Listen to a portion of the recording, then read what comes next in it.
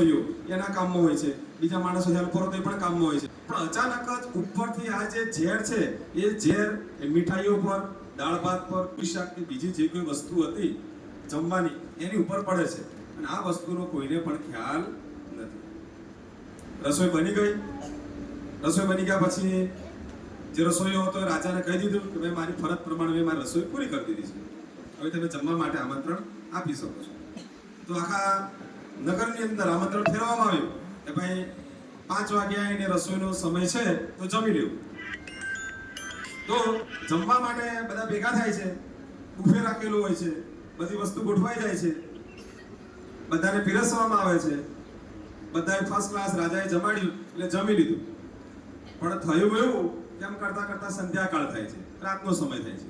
રાતનો સમય થાય છે એટલે બધા જમ્યા, પેટ ભરીને જમેલા, સરસ મજાની રસોઈ હતી એટલે બધા ઊંઘી ગયા. પણ અંદર શું પડ્યું હતું? ઝેર. શું પડ્યું હતું? ઝેર. કોઈને પણ ખબર નહોતી. હવે ઝેર પડ્યું એટલે ખાધા પછી સૂઈ ગયા.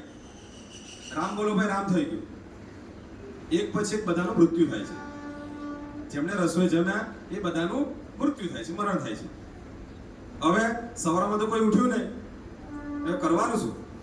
હવે મરણ થાય તમારું કે મારું, આપણું ગમે ત્યારે મરણ થાય. એટલે સ્વર્ગ ને નર્ક છે એવી આપણે કહેવતો સાંભળી છે. તો આ બધા માણસો મરી ગયા, તેમને નર્કમાં મોકલવા કે સ્વર્ગમાં મોકલવા એ પ્રશ્ન ઉભો થયો. યમરાજા હતા તો યમરાજા તો બધાને લેવા માટે આવી ગયા, જેમનું મૃત્યુ થયું એમને. હવે ચિત્રગુપ્તનો જે ચોપડો હતો એ ચિત્રગુપ્તના ચોપડામાં નોંધવાનું હતું કે આ જે થયું છે આ પાપ છે કે પુણ્ય છે, અને પાપ છે તો કોના પાપે પાપ થયું છે, અને પુણ્ય છે તો કોના પાપે પુણ્ય થયું છે. આ સમસ્યા મોટી ઊભી થઈ. તો ચિત્રગુપ્તને આખો ચોપડો આપવામાં આવ્યો કે આનું સર્વે કરો કે આ પ્રશ્ન ખરેખર શું છે. હવે સ્વર્ગ નર્ક કે પાપ કે પુણ્ય નક્કી તો કરવું પડે ને. હવે જે રાજા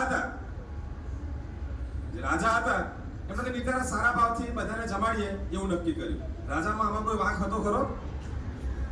હવે જે બાજ છે, બાજ તો એનો શિકાર કરવાનો એનો સ્વભાવ છે, તો બાજ એના ખોરાક માટે પ્રયત્ન કરે કે ના કરે? કરે પ્રયત્ન. હવે એની સામે જે કોબરા સાપ હતો એને બચાવવા માટે ઝેર છોડે કે ના છોડે? છોડે. અને જે જનતા હતી કે જે લોકો હતા એમને જમવા માટે બોલાયા તો સહજ ભાવે જમી લીધું. જમ્યા પછી મૃત્યુ થયું. પણ આ પાપ કોના ચોપડે લખવું, કોના નામે લખવું, આ સમસ્યા મોટી ઊભી થઈ. હવે એમ કરતા થોડાક દિવસ પછી આ બધું રાજાના માથે પડી ગયું કે ભાઈ રાજાને આ જમાડવું જોઈએ, આમ છે તેમ છે.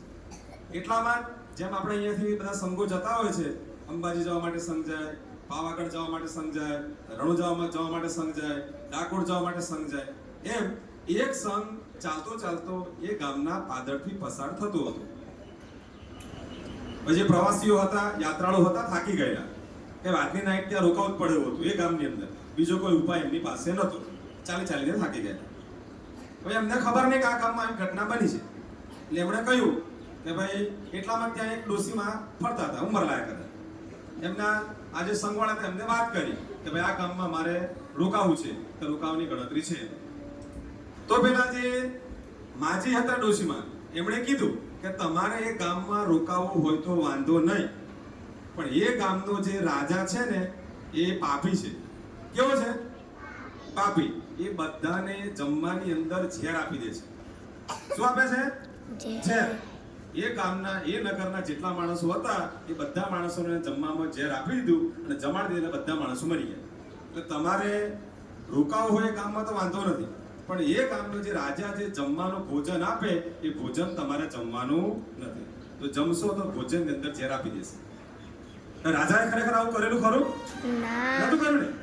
પણ ચિત્રગુપ્તનો જે ચોપડો હતો કે સ્વર્ગ કે નર્ક હતો, જે વાતો ચાલતી ત્યાં નક્કી થયું કે આમાંથી આ જે ઘટના બની આની સાથે રાજાને, પ્રજાને, બાજને કે સાપને એમને એમના કર્મ પ્રમાણે, એમના સ્વભાવ પ્રમાણે કામ કર્યું છે. પણ આ જે માજી છે, જે ડોશીમાં હતા, એમણે જે નિવેદન આપ્યું કે ભાઈ રાજાએ ઝેર આપ્યું છે, તો એમણે તો આ વસ્તુ જોઈ નથી. પણ એમના અનુમાનના આધારે કે બીજી વાતોના આધારે, આજુબાજુ જે વાતો થઈ હશે એના આધારે એમણે કહ્યું એટલે ચિત્રગુપ્તના ચોપડે નામ નોંધાઈ ગયું કે ભાઈ આ જે કંઈ પાપ થયું છે એ પાપ બધું પેલા માજીના માથે નહોતો. કોના માટે? માજીના માથે. તો આ વાર્તામાંથી આપણે પણ એ શીખ મેળવવાની છે જીવનમાં. કોઈ પણ ઘટના હોય, કોઈ પણ વસ્તુ હોય, અને કર્મ ક્યારે આપણને છોડતું નથી. મન, વચન, કર્મ મનથી કરેલું હોય, વચનથી વાયદાથી કરેલું હોય કે આપણે જાતે કરેલું હોય તો કર્મ આપણને ક્યારે છોડતું નથી. તો જીવનની અંદર કોઈ પણ કામ હોય, સમજ્યા વિચાર્યા વગર કે જોયા વગર આપણે કોઈ પણ કામ કરવું જોઈએ નહીં. કે કોઈનું કહેવું, કોઈનું કહેલું પણ કરવું જોઈએ નહીં. અને કોઈ ખોટું સમજાવે કે ખોટું કહે કે ખોટી વાર્તા કહે તો પણ સાંભળવી જોઈએ નહીં. આ વાર્તામાંથી આપણે આટલું શીખ મેળવીએ.